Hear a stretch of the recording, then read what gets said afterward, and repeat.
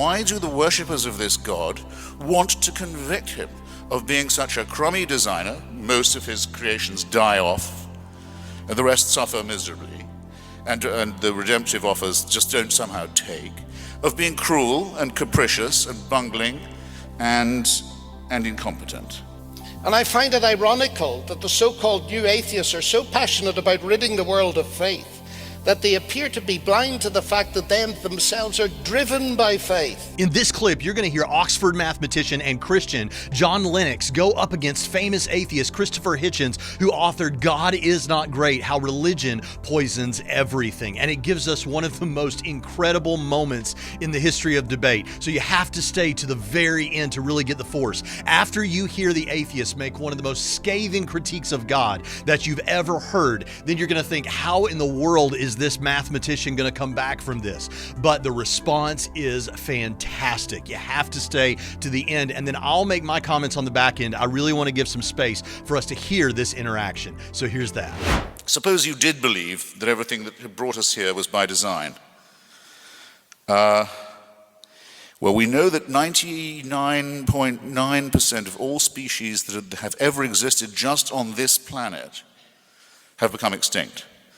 So heaven has already watched almost 100% of its creation die off, often in very unpleasant, callous circumstances, with folded arms, right? And that's billions of years of geological time. Some people say the Homo sapiens has been around for 100,000 years, some for as long as 250,000. No one says less than 100,000. Francis Collins, the great Christian believer who did the Human Genome Project, says certainly 100,000. I'll take 100. Richard Dawkins thinks it's more. I'll take 100. What does it mean if we're divinely supervised and divinely created and looked out for? It means that for 98 or so thousand of those years, humans, Homo sapiens, were being born, dying, half of them in childbirth, I would think. Life expectancy maybe of 20 years, maybe 30, people dying essentially of their teeth and of hideous diseases, living in permanent fear. Where are the earthquakes coming from? Where are the lightning strikes coming from? Why is all this? What are these diseases that hit us? We don't know about microbes, we have no idea. That's to say nothing about the fights with neighboring tribes over women, over land, over meat, over subsistence, the torture, the violence, the cruelty that goes on. I don't need to underline all of it, I hope. You can picture it for yourself. 98,000, the first 98,000 years, heaven watches this going on with perfect insouciance. And something like 2,000 to 3,000 years ago decides, right, we have to intervene now. We have to do something about this. Well, what would be the best way of intervening to try and redeem this rather bleak picture? What about having somebody tortured to death in an obscure part of the Middle East? That ought to cure it. Or if you're a Muslim, what about getting an illiterate epileptic shepherd to start babbling and saying that he's been talking to an archangel? Or what about inventing the figure of Moses in a mountain that's never yet been found by any geographer, Mount Sinai? That's what you'd have to believe. I've got a minute, right? That's what you'd have to believe, and that's why I ask myself, why do the worshippers of this God want to convict him of being such a crummy designer? Most of his creations die off, and the rest suffer miserably, and the redemptive offers just don't somehow take, of being cruel and capricious and bungling and incompetent. Why, and callous as a father. And so, since this is as far as I can get now, I have to tell you why I don't think the idea of an eternal father is a good one in any case when I next get the chance to draw breath. But thank you for staying with me this far. It's rhetorically powerful, very rhetorically powerful. Okay, now we're almost to that big clip that you have to see at the end. But before we get there, just to be fair, the atheist has now brought, as far as I can tell, several things. Number one, if there's design in the universe, he says it's bad design. Number two, there's a lot of suffering in the world that doesn't seem to have a purpose. And then lastly, where and when the story of salvation through Jesus came seems really weird. Now, I'm going to respond and say some things about that after Lennox gets his chance. But you need to hear what Lennox has to say, so we're going to give it some space so you can to hear that now. I agree very much with Christopher Hitchens in his repudiation of many of the evils that he claims have been done in the name of God. But I've learned to distinguish between the greatness of God and the inexcusable evil that has been done by those professing his name. And so I do not deduce that God is not great and that religion poisons everything. After all, if I fail to distinguish between the genius of Einstein and the abuse of his science to create weapons of mass destruction, I might be tempted to say science is not great and technology poisons everything. That's a great point. What is more, as I look back at the evils of atheist regimes of the 20th century, I might also be tempted, ladies and gentlemen, to say atheism is not great. It has poisoned everything. As it is, I hold that science shows some of the greatness of God.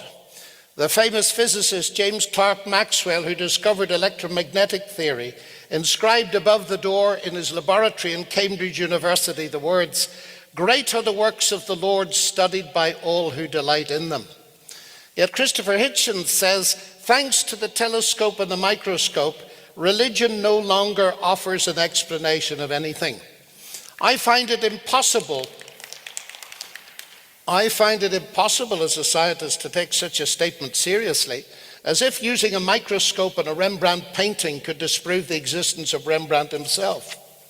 The idea that God and science are mutually exclusive explanations of the universe is as wrong as saying that internal combustion and Henry Ford are mutually exclusive explanations of the automobile.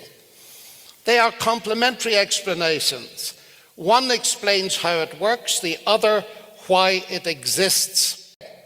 Stephen Hawking says the usual approach of science of constructing a mathematical model cannot answer the question why there should be a universe for the model to describe. He then asks, why does the universe go to all the bother of existing? Does it need a creator? Yes, it does need a creator. Alan Sandage, widely regarded as one of the fathers of modern astronomy, who discovered quasars, said, I find it quite improbable that such order came out of chaos. There has to be some organizing principle.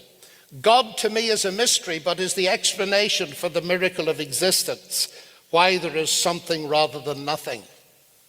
And another giant of cosmology, Arno Penzias, won his Nobel Prize for discovering an echo of the Big Bang. But Penzias could see how unimaginably greater is the God who conceived of this beginning to space-time in the first place. Astronomy, he says, leads us to a unique event, a universe which was created out of nothing, one with a very delicate balance needed to provide exactly the right conditions required to permit life, and one which has an underlying, one might say, supernatural plan. Far from science showing God is not great, as Christopher Hitchens suggests, the very opposite is the case. It was belief in God that motivated the advance of science in the 16th and 17th centuries. Galileo, Copernicus, Kepler, Newton expected to find law in nature because they believed in a great lawgiver.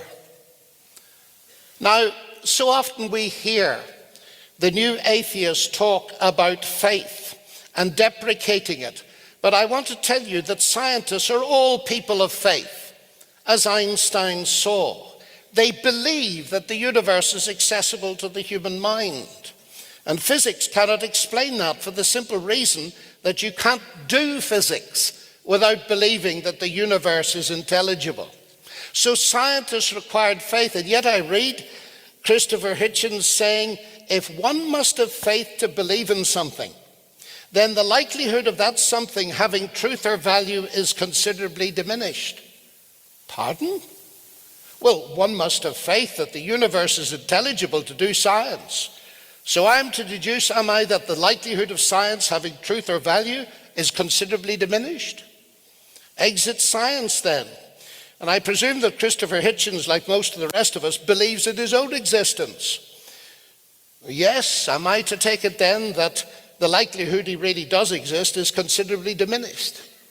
His statement is a self-refuting statement. And I find it ironical that the so-called new atheists are so passionate about ridding the world of faith that they appear to be blind to the fact that they themselves are driven by faith. They believe that their minds can grasp truth. They believe in science. They believe that God is not great. Yet Mr. Hitchens informs us in a classic oxymoron, our principles are not a faith. Our beliefs are not a belief. The mind boggles, ladies and gentlemen. That is not the only irony, for the new atheists offer no ground for the faith that they themselves cannot do without. After all, if human life has been cobbled together by mindless, unguided processes, why should we trust our cognitive faculties and the validity of any belief that they produce, atheism and science included? John Gray gets it exactly right. Modern humanism is the faith that through science humankind can know the truth and so be free. But if Darwin's theory of natural selection is true, this is impossible. The human mind serves evolutionary success, not truth. Well, this reduces all rationality to zero. And far from atheism being great, it seems to me that it is irrational, anti-scientific, and incoherent, even though emotionally its proponents seem unable to take this on board. Now, as the early pioneers of science saw, the rational justification of science is provided by the existence of the Creator, who created not only the universe, but the human mind that studies it. In the beginning was the Word, and the Word was God. All things were made by him. That makes perfect sense to me as a mathematician.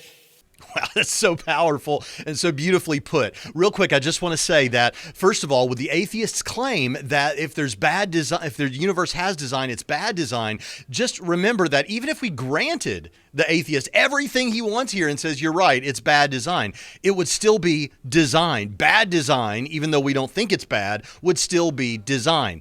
To stick with the automobile analogy, when I was in Miami with some Cuban friends of mine, they told me about an automatic transmission automobile that was built for Cuba by Ford Motor Company, and it was called a foot and go, because that's the idea, it's automatic. But they called it a Fatingo, and it was known for being a terrible car, a poorly designed car. But no one thought that the Fatingo was not designed. They just thought it was bad design. So even if we gave Hitchens everything he wants here and says, okay, fine, it's bad design, it would still be bad design, right? Even though we don't agree that it was bad. The when and where of Jesus' story, well, I don't know how you can make this point, because at the time, maybe it would have seemed strange, but from our perspective now, 2,000 years later, when people's lives are still being changed by the story of the gospel, it looks like it worked really well. So what are you talking about?